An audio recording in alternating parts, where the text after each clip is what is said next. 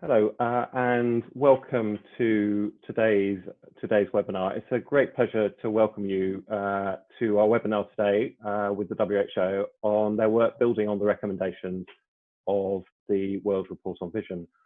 I'm Peter Holland. I'm Chief Executive of the International Agency for the Prevention of Blindness, IAPB. We're the overarching alliance for the global eye care sector. We've got over 150 organisations as members worldwide, drawn from NGOs, corporate organisations, professional bodies, research and eye care institutions from all across the world. I'm really delighted that you're able to join us today. And today we'll be discussing the next steps in the World Report on Vision and the next phase of work that the World Health Organization is doing to support its implementation. The World Report on Vision, which was published last October, represents a highly significant landmark in the effort of achieving universal access to eye health. It's important, I think, for a couple of reasons. Firstly, really for the first time, the report set out the full scope and magnitude of the problem, which then in turn emphasised its urgency. Of course, it sets out that really the scale of vision impairment is enormous. Over 2.2 billion people are living with vision impairment around the world. And of those, for at least 1 billion, their problem could have been prevented or is yet to be addressed. But the report also sets out the strategic framework to guide action at a global, regional, and a national level. And I think critically, and really the critical recommendation in the report, is that eye care needs to be integrated as part of universal health coverage, something really that every organisation in the sector has been working for years. And really at the heart of it, and at the heart of its recommendations, is integrated people-centred eye care and integrating people-centred eye care into mainstream health systems. And that's what we'll be focusing on today. Because to help countries achieve this, the WHO is developing a package of eye care interventions. And this package will provide additional guidance on eye care services and approaches to support countries in planning, budgeting, and integrating eye care interventions into their national health systems and policies based on needs and available resources. It's really the critical next step in making the World Report on Vision a reality. So today, I'm absolutely delighted to welcome our two guests, Dr. Alakos Cieza, who's the Unit Head of Sensory Functions, Disability and Rehabilitation. And welcome back, Alakos. This is the second webinar we've done in the past couple of months. And Alakos oversees the WHO's work on vision, hearing, rehabilitation, and disability. And I'm also delighted to welcome Dr. Stuart Keel, who's the Technical Officer for Blindness Prevention, who works on vision and is at the heart of developing the technical tools for the World Report on Vision.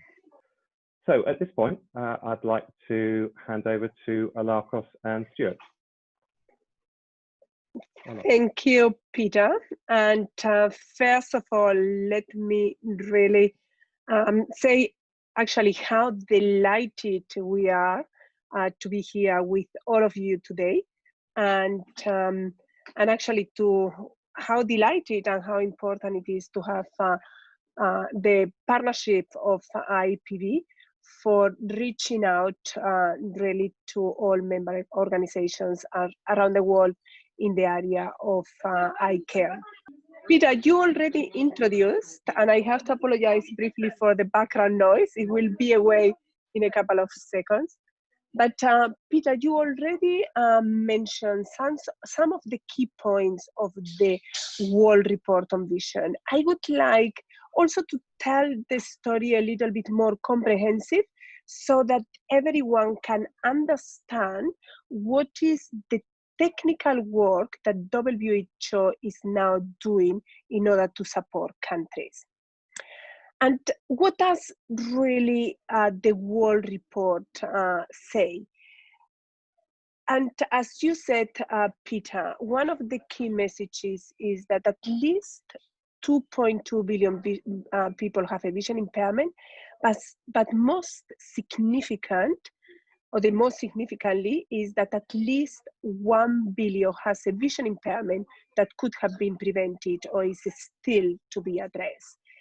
And that is really the challenge with which we are faced. And it is really the question, how can it be? So how can it be that at least 1 billion people still need to live with a vision impairment that could have been prevented or is still to be addressed? We know that this is related to access to ICARE services, to availability, accessibility, and affordability to services. And we also know that there is a huge inequality between different sections of the population. And as I was saying, so the question is really how it is possible that at least 1 billion people around the world live with a vision impairment that could have been prevented or is still to be addressed. And we know that it has to do with access of services. We also know that there is a lot of inequality around the world in terms of accessing these services. But still the question that we need to answer is, how can that really be? And especially, if we consider that the ICARE sector is an extremely mature field. We know that it is a sector that has a long tradition in public health. We also know that there is really good epidemiologists in the field, making sure that surveys are conducted and data is produced so that we know about the meet and unmet needs of ICARE. It is also a sector, as we can see today, a reflection of it, that has a fantastic advocacy that is also very, very well coordinated.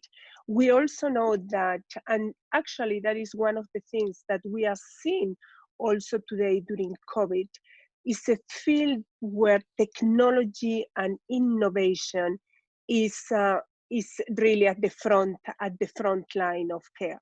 And most importantly, in a field where we have the most, in several of the most cost-effective interventions of all the health sector.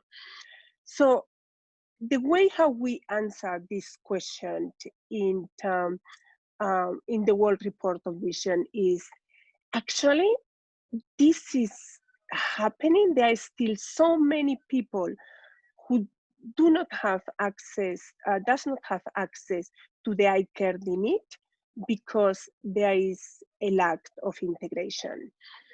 And for that reason, we are promoting integrated people-centered ICARE. And that is one of the main messages of the report. We need to make sure that in countries, we implement integrative people-centered ICARE. What do we really mean with integrative people-centered ICARE? We mean, and we talk about services that are managed and delivered so that people receive a continuum of ICARE interventions covering promotion, prevention, treatment, and rehabilitation, so that ICARE services that address the full spectrum of eye conditions according to the need, ICARE services that are coordinated across the different levels of the health sector, but also beyond the health sector, and integrated people-centered ICARE recognize people as participants and beneficiaries of those services. So what needs to happen? And that is the question that we really need to answer. What needs to happen in order to implement integrated people-centered ICARE? We have come up in the World Report on Vision with several recommendations, and I would like to go now through all these recommendations. The first one is we need to make sure that ICARE is integral part of universal health coverage. As I have been saying, we need to make sure that we implement in countries integrated people-centered ICARE. We need to promote high-quality research. We need to monitor trends and evaluate progress. And we need to raise awareness and engage and empower communities.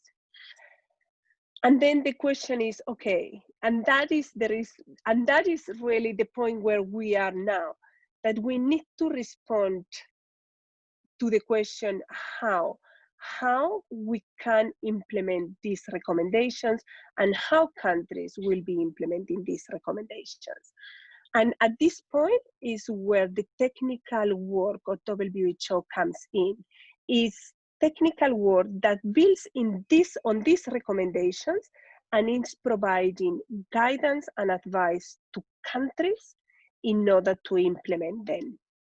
And here you see the list of technical packages as tool and the technical work that we are doing. To make ICARE integral part of universal health coverage, we are developing, and as also Peter said, a package of ICARE interventions in order to implement integrated people-centered ICARE. We are developing a guide for action and also an ICARE competency framework. We are planning to develop a global research agenda for health systems and policy research. We are setting targets for 2 indicators, and we will elaborate more on that. We are also integrating into the district health information system, those indicators, and we are developing what we call a mobile health tool for ICARE. As you see, and what I want to mention is that some of these technical tools are already happening, and some of them are really at the first stages, and almost one could say we are planning them as we speak. We will concentrate today on those that are today in a reality and where already work has been done. And the first one of this is the package of ICARE interventions. And with that, I would like to pass now the floor to Stuart. Stuart, please. Thank you very much, Alakos, and thank you, Peter, for the introduction. So it's really good to be here with everyone today. So as Alakos mentioned, one of the key recommendations of the World Report on Vision was to make ICARE an integral part of universal health coverage. And this is really to address, to work towards addressing the inequities in access and the provision of ICARE services across the population. So really to facilitate the integration of ICARE into universal health coverage and really move towards addressing the key barrier of the costs associated with accessing services, the WHO Vision Program is in the process of developing a package of priority ICARE interventions. And this package of interventions will include the workforce requirements, the equipment and consumables needed, and assistive products and infrastructure needed to deliver these interventions. So next slide, Alakos, if you would. So this project is being developed, and we have formed a collaboration with Cochrane Eyes and Vision on this project, which has been fantastic. And really the objective of the package is to develop that package of evidence-based interventions to facilitate countries' decisions on which interventions to prioritise, how they can be budgeted, and then integrated into national health services packages and policies. So once the package has been developed, it will be integrated into what's called the Universal Health Coverage Compendium, which is a broader tool that is being developed at WHO that includes key interventions and priority interventions from all health program areas. And this tool will also be linked to the One Health tool, which is a single framework for budgeting, costing, and impact analysis to assist countries in planning for the implementation of these services. So really, we're following quite a systematic approach in the development of this package, and I'll go through briefly now the steps that are involved in the development. I first wanted to mention that we have formed a technical advisory group for the package of ICARE interventions that have really been pivotal in providing technical input throughout the different stages of development, and in particular enabling us to move forward with several strategic decisions relating to the package. And one of those strategic decisions is step one of the package in the selection of eye conditions. So the selection of eye conditions was based on looking at evidence, both epidemiological evidence on the prevalence of and incidence of eye conditions, the causes of vision impairment, and then expert consensus to bring this together and consolidate the selection of eye conditions for which interventions will be included in the package. Once we had selected the eye conditions for inclusion in the package, we move on to stage two. And stage two of development really at IALACOS, stage two of development really involves the identification of evidence-based eye care interventions for the selected eye conditions in stage one. So to do this, we've formed a technical working group made up of 20 to 25 academics and clinicians in the field that have been responsible for really systematically identifying evidence on interventions for the selected eye conditions from clinical practice guidelines and systematic reviews. So we're well and truly have progressed quite well through stage two, and now are commencing stage three for some of the selected eye conditions. So stage three, again, will build on stage two by reviewing the evidence that was identified in stage two to really confirm the interventions for each eye condition that should be included in the package. And then, very importantly, defining the resources required for the provision of these interventions in terms of the health products and the workforce competencies.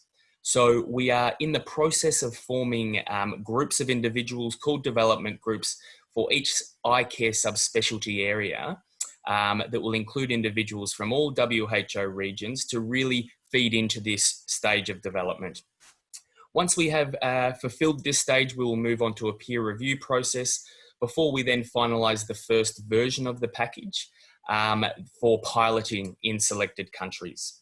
So it's anticipated that this package, the first version of the package, will be finalised by Q2 of 2021. And we'll just move on to the next slide, IALACOS. Thank you. So this so far has been a hugely collaborative effort. And we're very, very thankful for all of the contributions from over 50 individuals, expert individuals from external organisations who are experts in public health, academia, and also clinical professionals from 22 countries that have really contributed or have an ongoing contribution to this project. And it's anticipated by the end of the project, we will have collaborated with over 100 individuals from the eye care field. And in the near future, as I mentioned before, we'll be expanding these groups and inviting more academics and clinicians within all subspecialty areas to further contribute to this package. Back over to you, IALACOS. Thank you, Stuart. And now I would like to move on with the next tool, and that is the ICARE Guide for Action.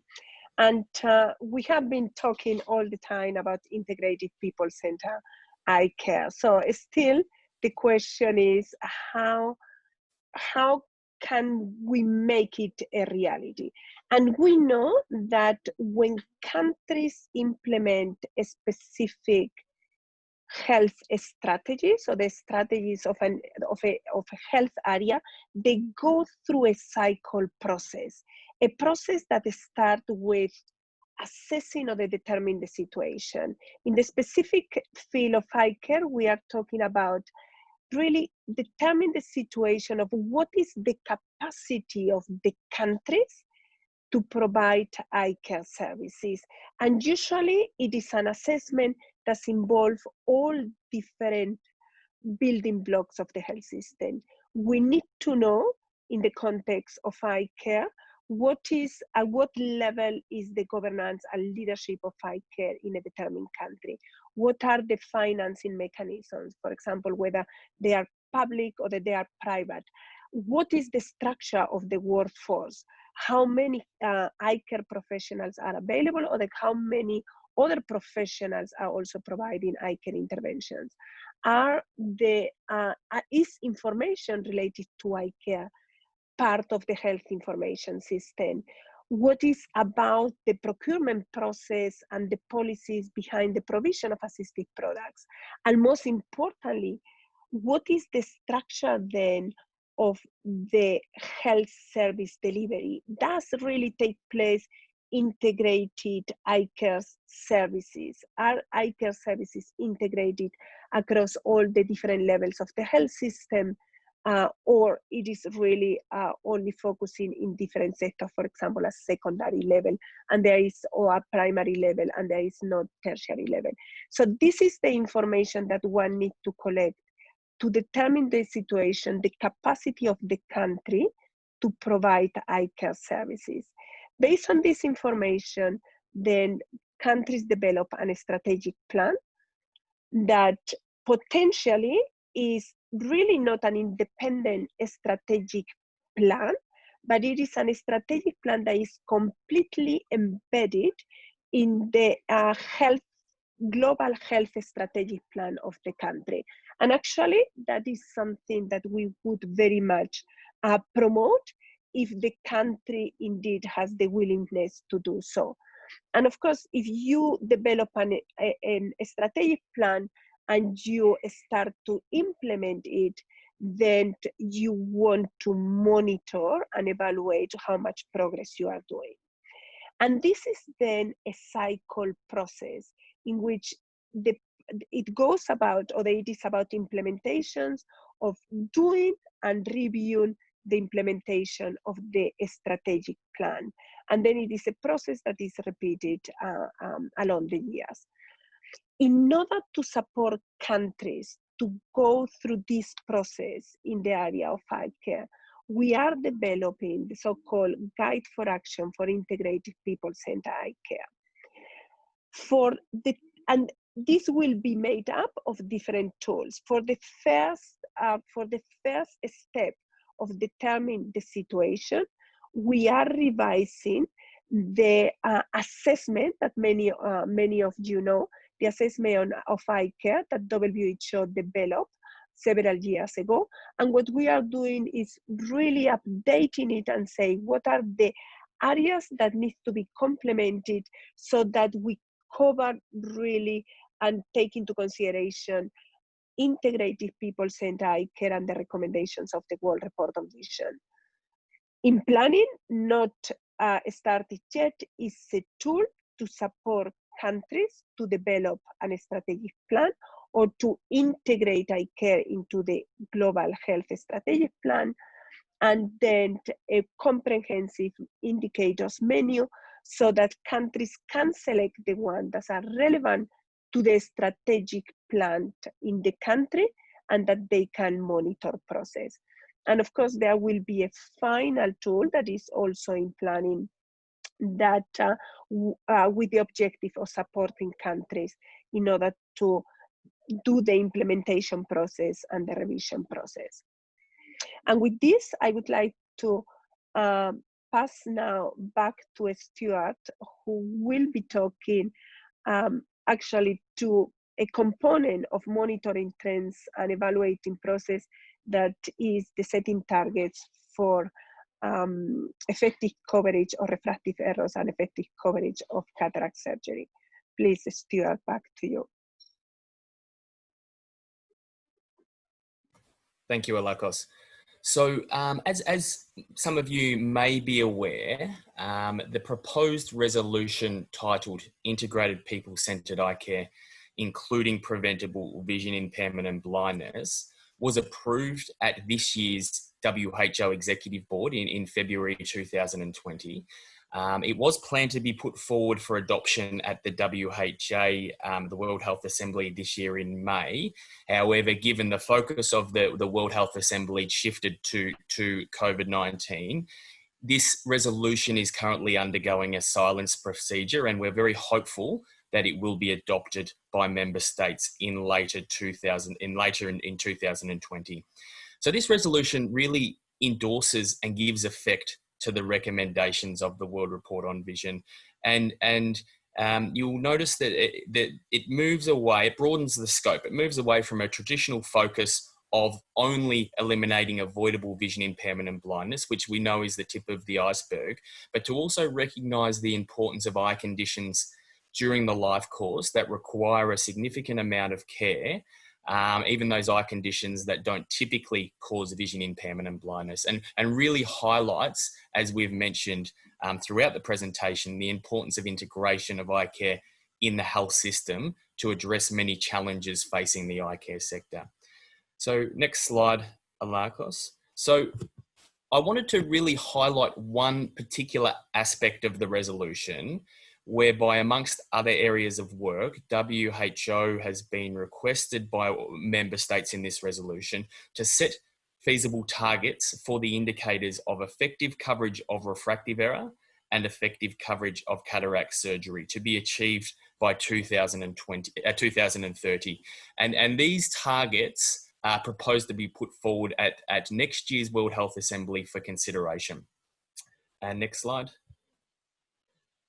So I think it's worth reflecting on these two indicators and really going through what the term effective coverage actually means. So it is a population-based measure that considers the population in need of an intervention. In this case, we're talking about cataract surgery or spectacles, the population who have received the intervention, but also the effectiveness of the intervention, or whether the intervention produced the desired health gain. So it's a very important indicator because it considers not only coverage of the intervention or access to the eye care services, but also the quality of the services provided, which is very important in the context of universal health coverage. So these are particularly good indicators, good tracer indicators to monitor the progress of eye care over the next decade. And I really want to emphasize that they are just tracer indicators at a global level, and we'll get to that in a few moments. So the reason why these two are very good indicators is they're linked to two very cost-effective interventions in cataract surgery and the provision of spectacles. We know that the prevalence of these two conditions is quite high, and it's rising due to aging population and also lifestyle factors. And we know that there's a huge unmet need for care with these two conditions, in that cataract and uncorrected or unaddressed refractive error are the leading causes of vision impairment and blindness in all WHO regions. So given these reasons, these two indicators are not only good indicators to monitor progress in the field of eye care, but they're also important indicators to monitor progress towards universal health coverage in general. And for this reason, WHO is now considering these indicators as tracer indicators to also monitor universal health coverage. So getting back to that point that these are tracer indicators, good tracer indicators at a global level. So it's important to note that a much more comprehensive range of indicators, including input, output and outcome indicators that Alakos mentioned before on her previous slide, that will be developed in relation to the integrated people-centred eye care guide for action, are really required to monitor the quality of eye care at the national level. And as Alakos mentioned, we will soon commence this process to define this menu of indicators that can be used at a country level. So in terms of the next steps of this process, we have recently formed an expert working group made up of approximately 15 individuals from the field, from various backgrounds, public health, academic and clinical, from all WHO regions. And we held a technical consultation earlier this month to really look at the various aspects of setting these targets. And one of those was reviewing the methods of calculating the two indicators, then the proposed processes for establishing baseline estimates that will need to happen in the near future, but also developing an approach for monitoring these two indicators so we can report back periodically and see how we're tracking with the targets. And lastly, the approach to setting feasible targets. So the process will involve further consultation with this expert group, followed by a consultation over the coming months with member states to further discuss the proposed process and further discuss the targets that we hope to put forward at next year's executive board, early next year, WHO executive board, and then hopefully for adoption at the World Health Assembly in 2021. So moving on to the last component that we will talk about in a little bit more detail today, which is in relation to the key recommendation of the report to raise awareness and engage and empower people and communities. So in line with this recommendation, WHO really recognises the importance of targeted health messaging campaigns to really improve awareness and health literacy in many aspects of ICARE. So we have the WHO Vision Program and Prevention of Blindness Program has recently commenced in a collaboration with an initiative called the Be Healthy, Be Mobile initiative. And this is a joint initiative between WHO and ITU, the International Telecommunications Union, that really supports countries to run large-scale mHealth or awareness-raising programs, predominantly for, in the past, non-communicable diseases. So this process will involve the development of a toolkit that will include a database of evidence-based messages and guidance to those on developing, implementing and monitoring large-scale or national mHealth programs. So the initial focus of our work here will be on myopia prevention in recognition of existing evidence and the growing evidence that the prevalence of myopia is increasing worldwide, particularly in certain regions such as East Asia. We know these increases are particularly seen in child and adolescent populations, and we know that we're also seeing an increase in high myopia and its complications, and this is an emerging cause of blindness in some countries and regions. There's also growing evidence amongst child populations that strongly implicates lifestyle factors, including time spent outdoors, in the onset and progression of myopia. So we're currently, over the next couple of months, we will work through a process of literature review and consultation with relevant people from the field in order to develop this module for myopia that we will then target to implement and pilot in selected countries. Following this resource will be expanded to include other evidence-based messages for other areas of ICARE. Back over to you, Alakos. Thank you, Stuart. And actually, with that, we have come to closing our presentation, and we look forward to your questions. Just to summarize what we have presented today in terms of the technical work is the package of ICARE interventions, the ICARE guide for action, the setting the targets for effective coverage of refractive errors and cataract surgery, and the mHealth tool for ICARE. And again, to emphasize that that is not the end of the story, and that is more to come, and that we will be very happy to continue sharing with all of you the progress that we are doing towards developing all this technical work. So thank you, and now back to you, Peter. Brilliant. Thank you very much indeed, Alakos and Stuart. And I think that's given a really excellent picture of the scale of work that's going on behind the scenes to really take forward and turn into practice what the World Report on Vision has said. So thank you so much. We do have quite a number of questions, so I'll crack on with them.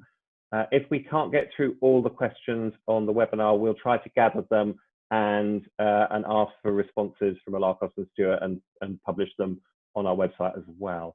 I wonder if I could kick off with a really quite a general one to start with, because the World Report on Vision obviously talks at a very high level around integrated people-centred ICARE. I wondered if you could perhaps give a bit more of a picture of what successful integrated people-centred ICARE would look like in practice. Thank you. I can start. Yeah. I can start Please there, go ahead. if you would go like, ahead. and then pass over to you to complement. So, I think in understanding what success would look like, it really requires to understand the key pillars of integrated people-centred ICARE. And we have covered off on some of those key pillars today, but I just wanted to really reinforce what those key pillars were. And one of those being engaging and empower people in communities, and specifically those underserved populations, through raising awareness, but also through simplifying access to care for underserved populations through the utilisation of technological advances. So that's one of the pillars. The other pillar is really that we haven't touched on too much detail today, is really reorienting the model of care to strengthen ICARE within primary care. And we know that when sufficiently resourced, there are examples around the world that we can meet a large number of the people's demands in ICARE. There's examples such as when appropriately trained, and when equipment is available, we can conduct diabetic retinopathy screening, case finding for common eye conditions, such as cataract and refractive error, but also the diagnosis and management of those eye conditions that don't typically cause vision impairment and blindness, such as conjunctivitis.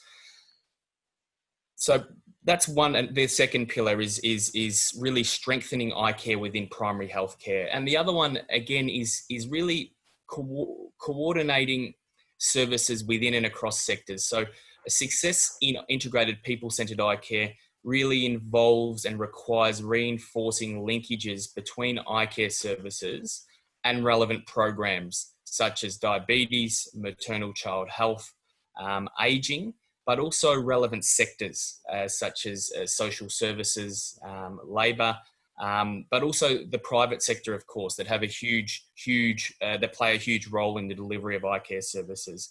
And really, given the growing demands of ICARE services, really effective options for public-private partnerships are required. And lastly, the last pillar is really creating an enabling environment, which goes back to what Alakos says of the importance of integrating ICARE within national health strategic plans. So Alakos may want to complement that. I think it's good. It's a very comprehensive information, and of course, one of the questions that we are very often asked is in respect to that, how success look like, and in this respect, we cannot really generalize how success looks like globally.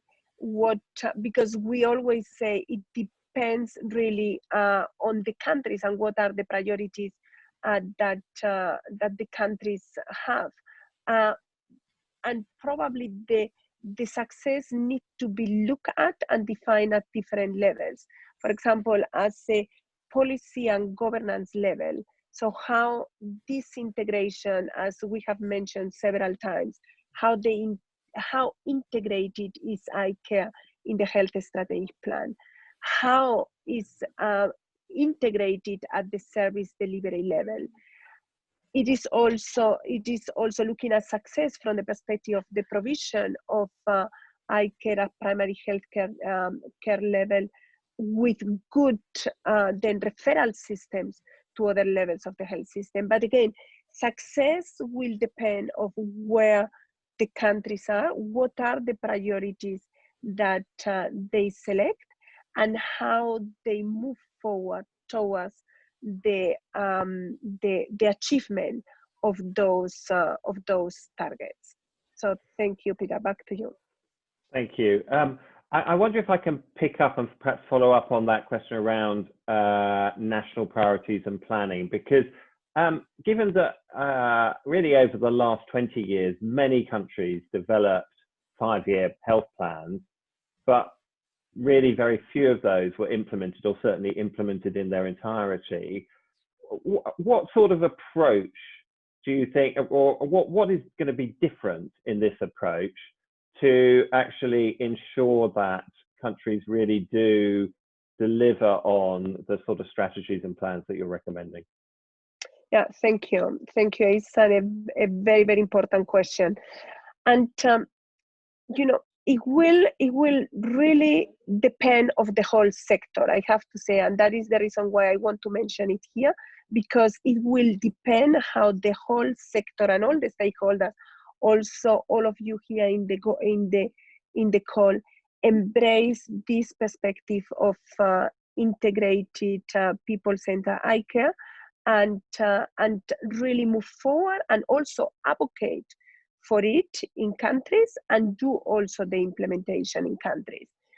And actually, and if all of us and the whole ICARE sector also recognize that a strategic plan does not do simply the job, that the fundamental part is then really the implementation and the monitoring of it, and really revising it after a cycle has passed, then it will, and if we advocate for it, if we work, everyone works with this perspective in mind, then that is what will potentially, and we very much hope, as we see it happens in other health programs, that really those strategic plans are implemented.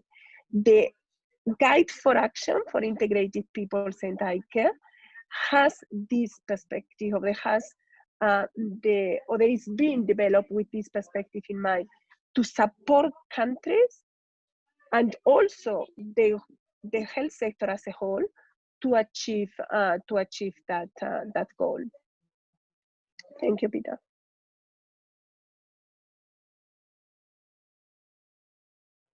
Sorry, I was muted. Stuart, you touched on one of the critical pillars being obviously the integration of ICARE into other services, other service areas as well. So I guess things like screening of diabetic retinopathy, retinopathy of prematurity, and so on. We've got a question here about whether, so obviously your focus is on ICARE and ICARE services, but whether similarly there are similar processes within WHO to ensure that there's that read across into those areas where there needs to be links and coordination. Perhaps I can come in again very briefly, and then Stuart, if you want to complement, because it is a fundamental fundamental question, an important question.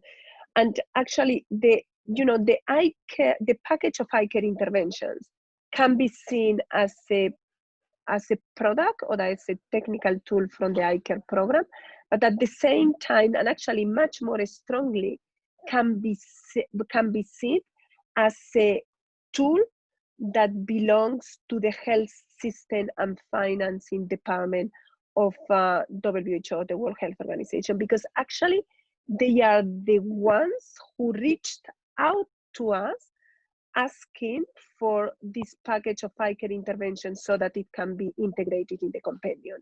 What we will see, of course, in this compendium is that there will be a mapping of interventions across all the different sectors that went, and the same exercise that we are doing in ICARE, other programs like, for example, NCDs is also doing.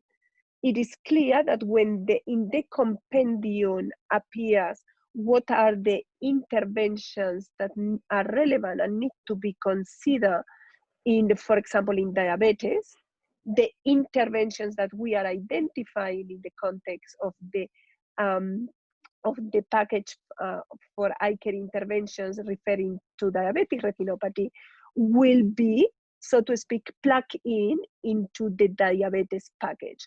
So this integration is very much the spirit with which we are moving this agenda forward, and not only from our side, but also from other programs and other departments in the organization. Thank you. Great. Thank you. The report talks quite a lot about gaps in information and data, and indeed the need for more research. And obviously, in order to fully understand the scale of the challenge at a country-by-country basis, we need that high-quality, timely, granular, comprehensive data. How are you proposing that should be addressed? So there are, and thank you again, because it is also a very important question. And Stuart, please come in whenever, give a sign whenever you want to complement. And I think this data collection and this planning need to be look at two different levels. One is really the country level and the national level, and then the global level. That is also what Stuart was emphasizing when presenting the the indicators and targets for effective coverage and of cataract surgery and refractive errors. These indicators are not enough to monitor progress at the national level, because what will give the data to demonstrate how at the national level countries are making progress according to the strategic plans that they have developed will be much more comprehensive data that need to be collected in regular basis at the country level. And that is where, again, the work with colleagues that are working in health information systems come in. Because one of the strategies that we are planning and that we are setting the stage now to move forward in this direction is really to develop this comprehensive menu of indicators for monitoring the implementation of ICARE strategic plans. These indicators will define what is the data needed for data needed for reporting progress on those indicators. It will be very specific what is the data needed. And then the third question that needs to be answered is how or where this information can be collected on regular basis. For example, a fundamental component will be in some countries is how to integrate those data points that are essential for those indicators in the district health information system that collect information from facilities then at the district level. But there are different steps that still needs to happen for that. Is that, as I said, the definition of the indicators. So what are the data points that are needed for those indicators, and then it is the plug in, not only in the district health information system, but also, for example, if in the country other tools in facilities are implemented, how we can collect this information in routine basis. From a WHO side, what we can say is that also, for example, we are working with the colleagues that conduct a survey, a facility survey, that potentially some of the participants know, that is known with the acronym SARA, so that also the information on the information on ICARE services at the facility level are integrated in these tools that WHO has. But of course, countries have others, and then it needs to be worked with the country and with the statistical offices also in the country, and following up where those indicators or the data points for those indicators can be collected. Thank you. Thanks, Alakos. I might just quickly complement that and talk about not only where the data comes from, but the type of data that that the World Report on Vision really emphasises in where there are gaps. And one of those being that currently in the way in which population surveys are designed, we have a good understanding of the unmet need for care, but we currently don't have a good understanding of the met needs for eye care, and particularly those that already have spectacles to adequately compensate for their refractive error and vision impairment. So the reason why the World Report on Vision really puts an emphasis on the importance of this data is that health systems are really required to sustain care for these individuals quite regularly. And therefore, we need to move forward in population surveys in collecting this data so that we can adequately plan for future services. One other aspect that it is important to consider in which there is, of course, the ICARE, as we've mentioned before, really has a huge potential and a great potential to benefit from technological advances. And really there is a need to conduct high quality implementation and health systems research, which is really required to ensure that these technological advances really translate to having an impact on people's lives and on the clinical care of individuals at a large scale. So we need to know which of these interventions can be scaled up to really help particularly reach those underserved populations. So back over to you, Peter. Great, thank you. Lalaikos and actually I think Stuart, you've both talked about the role of our members indeed in particularly advocating advocating for the kinds of changes that the World Report recommends. But of course, they're very involved in delivery of services as well. And clearly, the integration agenda runs through everything that WHO is arguing for.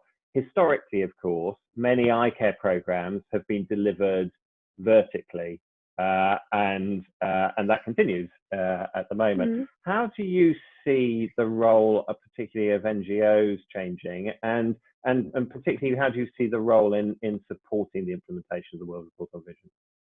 Yeah, thank you, Peter. You know, and I think the eye care sector, and in this case NGOs, will be fundamental for this implementation.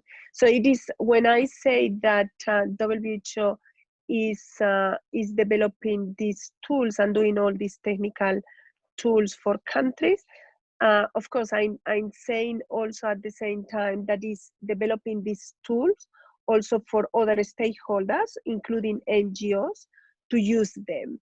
However, the point that I would like to emphasize, that should be done in a coordinated manner, and always in order to avoid the development of vertical programs, or in order to avoid that there is a lack of integration, always engaging with the Ministry of Health, if possible also with WHO and the WHO country office, and but because that will also facilitate really to move the action in countries in a coordinated manner. It is very clear that WHO will not be able to do everything alone, and that is the reason why these NGOs will play a fundamental role. Let me give an example that we know how it happens in other programs. For example, when we implement the guide for action, usually it happens because, of course, if there is advocacy, then the Ministry of Health then realize that there is a need to do something in a determined sector, and in this case, in the eye care sector. Then, if needed, the Ministry of Health will request WHO to provide technical support. And of course, implementing these tools that we are developing. That is also the reason why Ministries of Health requested them in the resolution. And then, of course, when we respond and support the countries to go through the process of implementation that I have portrayed in terms of this circular process of assessment, strategic planning, monitoring, evaluation, implementation, then all the relevant actors in the country need to sit on the table and really plan accordingly how to move forward the agenda. In other programs also, we work with NGOs and train also NGOs in implementation of these different tools, so that is really in collaboration with WHO when the implementation is done. Still, I understand that probably it seems a little bit theoretical, but I'm sure that very soon when it is a reality and we can go into the countries and we have 2-3 examples from country, it will be very very self-explanatory for everyone. Great, thank you. And I think we've got time for one final question. And sticking with the theme of partnerships and coordination, you've mentioned the role of the private sector as well.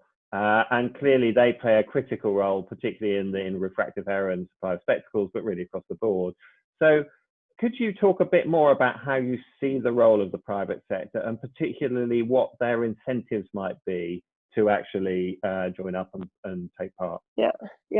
And actually, the private sector is one of the stakeholders in countries that also provide ICARE sector.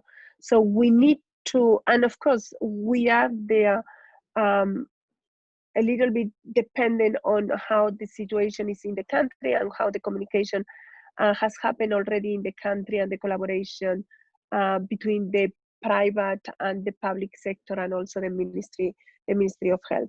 But in principle, one could say the private sector actors that also provides, of course, services, and where really partnership needs to be explored in order to move the agenda forward. And again, here the key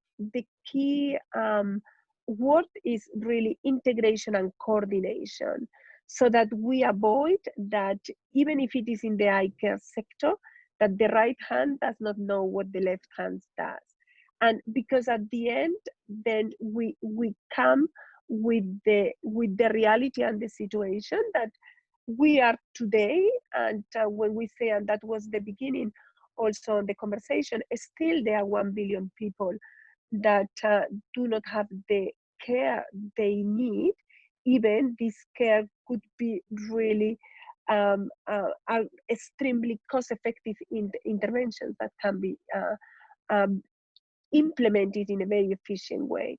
So it's really fundamental then to have these discussions at the country level, discuss with also the role of the private sector in moving this agenda forward, and being aware that everyone has a role to play.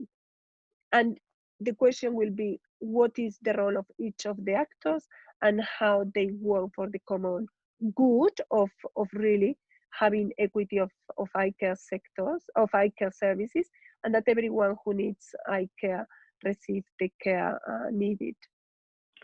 Alaka, thank you. I think that's a great note to finish on, that everyone will have a role to play and has a role to play. And there's obviously a huge challenge for us. I mean, the World Report on Vision, I think, does provide a great framework to take forward in trying to integrate ICARE as part of universal health coverage. But of course, the real challenge is now to persuade governments to do it. And that's something I know that we will all be involved in. I have only skimmed the surface of the questions. Your presentations really stimulated huge interest, and there are a lot more questions that I haven't been able to answer. So I apologize to anyone for that, but we will gather those questions and we'll talk to Stuart and Alakos and provide answers to all of them, and we'll put those up on our website. So I would particularly like to thank Alakos and Stuart for today's webinar. It's really given us a great, I think it's really taken forward our understanding of where we are with the World Report and how it will be implemented. And I think I would like to invite you back in a few months to update us again. So we'll look forward to that. But thank you so much. And thank everyone for attending and for your involvement and interest.